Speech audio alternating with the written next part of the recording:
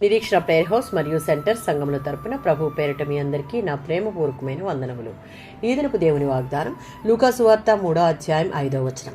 వంకర మార్గములు తెన్నని వగును, కరుకు మార్గములు నున్నని వగును. యెషయా గ్రంథం 40వ అధ్యాయం 4-5 వచనాలలో రాజుగా రానయ్యున్న యేసుక్రీస్తు రాకడకు ఉన్న ఆటంకాలు, అవరోధాలన్నిటినీ తొలగించి ఆయనను ఆహ్వానించేందుకు ప్రతి లోయను ఎత్తు చేయాలి, ప్రతి పర్వతాన్ని కొండను అణచాలి, మెరక పల్లాలున్న స్థలాలు చదును కావాలి, కరుకైన ప్రదేశాలు నున్నవిగా అనగా మైదానం కావాలి. దేవుని మహిమ మరింతగా మనుషులకు వెల్లడవుతుందన్న వాగ్దానం ఇక్కడ ఉంది. మనుషులంతా దానిని చూస్తారు. క్రీస్తు మొదటిసారి వచ్చినప్పుడు ఇది కొంతవరకు నెరవేరింది. ఆయన రెండవ రాకడ సమయంలో క్రీస్తు ద్వారా దేవుని మహిమ ప్రకాశం మరింత ప్రస్ఫుటంగా వెల్లడి అవుతుంది. యెషయా గ్రంథం 49వ అధ్యాయం 6-11 వచనాలలో సమస్త దేశాల ప్రజలు సువార్త విని దేవుని కుమారుడైన మెస్సియాపై విశ్వాసం ఉంచి రక్షణ పొందడమే క్రీస్తు యేసు యొక్క పరిచర్య ఉద్దేశం.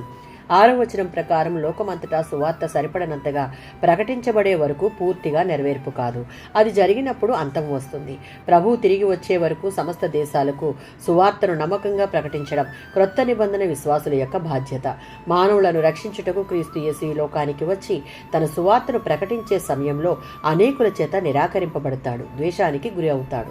ఇవే ఆయన రాక సువార్త ప్రకటించటం ఉన్న అవాంతరాలు. అయినప్పటికీ ఒకరోజు ఆయన శత్రువులు ఆయన ఎదుట మోకరిల్లుతారు. లూకా సువార్త 3వ అధ్యాయం 5వ వచనం. వంకర మార్గములు తిన్నవిగాను, కరుకు మార్గములు నున్నవిగాను చేయుటకు ప్రభువైన క్రీస్తు మిహమును విడిచి ఈ లోకానికి వచ్చింది. పాపములో పుట్టి పాపములో చనిపోకుండా మనలను ప్రేమించి మనకు ఉచితంగా రక్షణను ఇచ్చి నిత్య రాజ్యంలో వారసత్వం కల్పించి ఆయనతో ఉండాలని మన ఎడల ఆయనకు ఉన్న ఉన్నతమైన ప్రణాళిక. ఆమేన్.